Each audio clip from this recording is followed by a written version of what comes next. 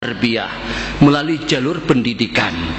Nah, inilah yang ditempuh oleh sebagian daripada masyarakat kita di kalangan para alim ulama, membackup bangsa ini daripada segala perkara yang tidak diridhai Allah, itu dengan menggunakan slogan Iqra bismi rabbikal ladzi khalaq, dengan membaca dan juga dengan belajar. Sehingga dengan kita pada waktu kita belajar, pada waktu kita menuntut, pada waktu kita mengaji, kita akan tahu halal dan haram dalam kehidupan kita, halal dan haram dengan makanan dan minuman kita, halal dan haram dengan pakaian dan perhiasan kita, halal dan haram waktu kita berdiri dan duduk, begitulah seterusnya sampai kita meninggal dunia. Yang kedua, melalui jalur dakwah. Gimana dengan kita merasa puas, gimana dengan kita merasa cukup, sedangkan saudara-saudara kita jangankan untuk duduk iktikaf di masjid, melaksanakan 9 waktu secara berjamaah, mengucap saja belum. Jangankan untuk bersama kita di rumah Allah, untuk kita berzikir, bertasbih, iktikaf dan lain sebagainya, mengenal wudu saja tidak, tak tahu macam mana cara berwudu, tak tahu macam mana cara sembahyang, apalagi yang kita istilahkan dengan tahajud, yang kita istilahkan dengan zikir kalbi. Jadi bagaimana dengan kita berkesempatan, ada waktu yang kita gunakan untuk kita membendung dan juga untuk kita mengambil ataupun juga mengawal keadaan yang seperti itu. Bagaimana dengan kita menggunakan sebagian daripada waktu kita untuk kita menyelamatkan saudara-saudara kita yang kalau mengucap, mereka sudah mengucap, tapi dengan mereka masih jauh daripada masjid, masih jauh daripada sembahyang banyak. Mungkin tak begitu nampak di sini, sebab di sini kalau seandainya ada yang semacam itu mungkin non muslim. Tapi kalau kita tengok di Indonesia macam mana? Yang dengan gitaran, pengangguran, yang merokok tepi-tepi jalan, yang bugil, perempuan bugil hadis wala haraj. Artinya bicarakan saja tanpa ada tuntutan yang menuntut, tak terhitung banyaknya. Bukan karena dia orang Kristen, bukan karena dia orang Hindu, orang Islam, masih belum mengenakan busana muslimah, pakaian sebagai seorang wanita muslim. Nah, itu kewajiban siapa kira-kira? Tuh guru di pesantren halal haram, tapi belum dihadapkan dengan dunia fakta yang secara pasti terjun ke lapangan melihat keadaan umat ini macam mana.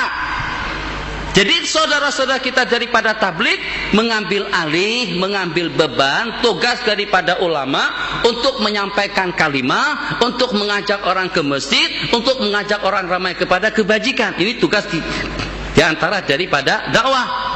Ini tugas daripada ulama-ulama kita dan saudara-saudara kita terbabi dalam bidang ad-da'wati wat tabligh, ad-da'wati wat tabligh.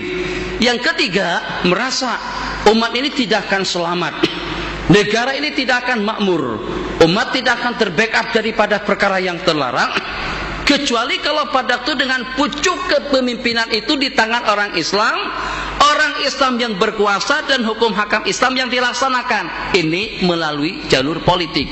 Masing-masing daripada tiga gerakan tadi itu mempunyai kekurangan.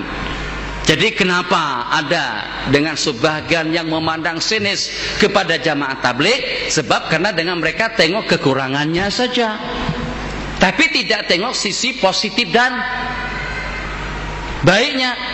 Posisi atau segi yang positifnya, kebaikannya itu ternyata diketepikan, tidak nampak kelihatan, yang dilihat kejanggalan daripada mereka saja. Macam mana kira-kira kalau pada waktu dengan seseorang yang kemarin masih pencuri, menjadi penganggur, kehulu kehilir tanpa tahu masjid, tanpa tahu sembahyang, 3 hari ikut tabligh, janggut sudah mulai panjang, jubah sudah dipakai, kemudian kepala pakai sorban, masuk ke masjid, melaksanakan 9 waktu.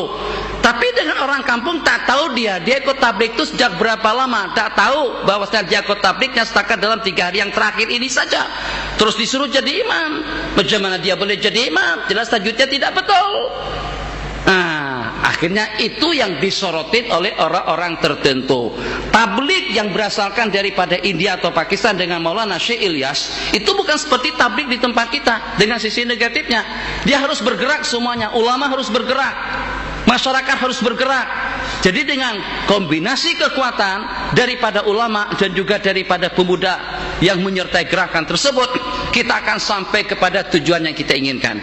Dengan bahasa sederhana, siapa kira-kira yang bertanggung jawab untuk menyampaikan dakwah Nabi kepada umat semuanya?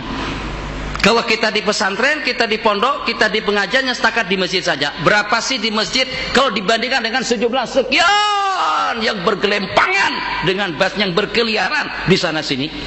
Itu tugas siapa? Siapa yang berdakwah ke diskotik, ke pusat-pusat hiburan? Orang tabligh bukan tuan guru. Siapa yang berdakwah ke kelab-kelab malam? Orang tabligh bukan tuan guru. Siapa yang berdakwah ke sana dan kemari tanpa dibayarkan tiketnya, tanpa jaminan makan dan minum dan hotelnya? Orang tabligh yang pergi ke sana dan kemari. Maka kira-kira dengan kita cegat, kita tahan, kita halang gerakan usaha positif yang seperti itu. Kalau pada itu dengan kita sebagai ulama, kita sebagai kiai, kita sebagai santri, kita sebagai pelajar dan penuntut tidak berkesempatan untuk mengajak orang ke masjid, kita berikan laluan seluas-luasnya kepada mereka. Sebab yang macam manapun yang berkeliaran di sana sini saudara-saudara kita juga. Bayangkan, ternyata dengan usaha dakwah yang sedikit dan yang kerdil itu tidak lebih daripada mendakwahkan sembahyang berjamaah, berpakaian secara sunnah, makan secara sunnah, tidur secara sunnah, salat tahajud ditingkatkan, doa dan munajat tiap malam. Itu kesannya macam mana? Sejumlah berapa puluh ribu gereja yang berubah menjadi kepada masjid.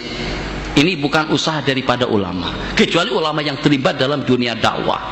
Nah, itu dia.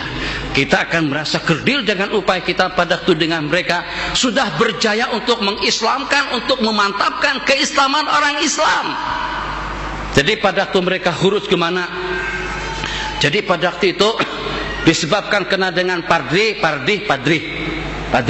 sebabkan kena dengan pendeta, kristenisasi di sana sini, sekampungan habis menjadi murtad.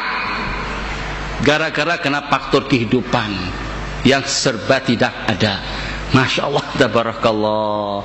Balik mereka datang rombongan daripada jamaah tabligh dengan bayan biasa saja. Tujuannya tidak lebih daripada untuk memantapkan keimanan. Tujuannya tidak lebih daripada untuk menyadarkan umat. Bahasanya sama, tujuannya pun juga sama.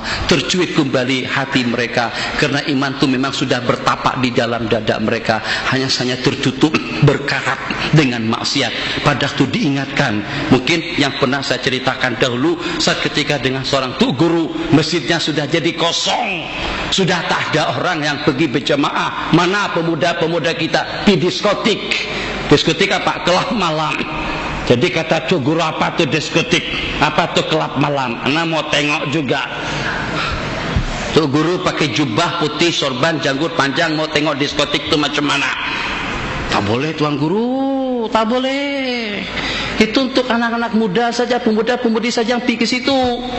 Tuh guru dakwah saja di masjid, tak boleh. Apa dakwah di masjid? Makmum semakin hari semakin berkurang. Gara-gara dengan konsep itu, konsep ini sampai kepada yang tadinya jadi qari tilawatil Quran menjadi penyanyi. Hancur dunia.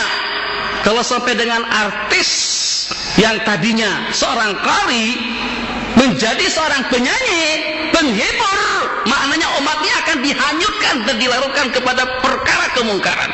Macam manapun yang namanya penyanyi tetap artis, yang namanya penyanyi dan seni tetap hiburan, yang namanya hiburan tetap akan menghanyutkan dan melarutkan dan menjauhkan kita daripada tujuan.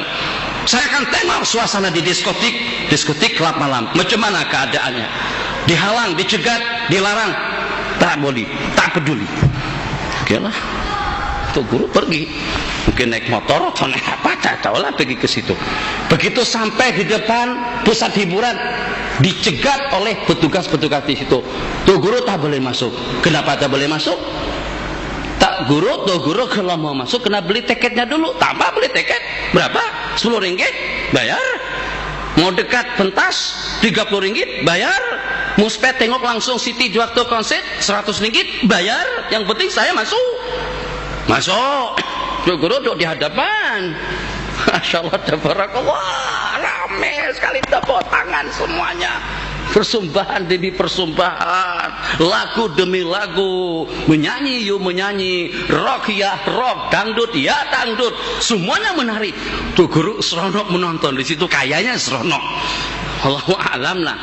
Jadi pada waktu itu dia panggil tuh apa kita sebut mungkin rektornya barangkali, direktor daripada klub malam tadi itu, Ci, kalau saya tampil ke atas pentas itu kira-kira boleh tak?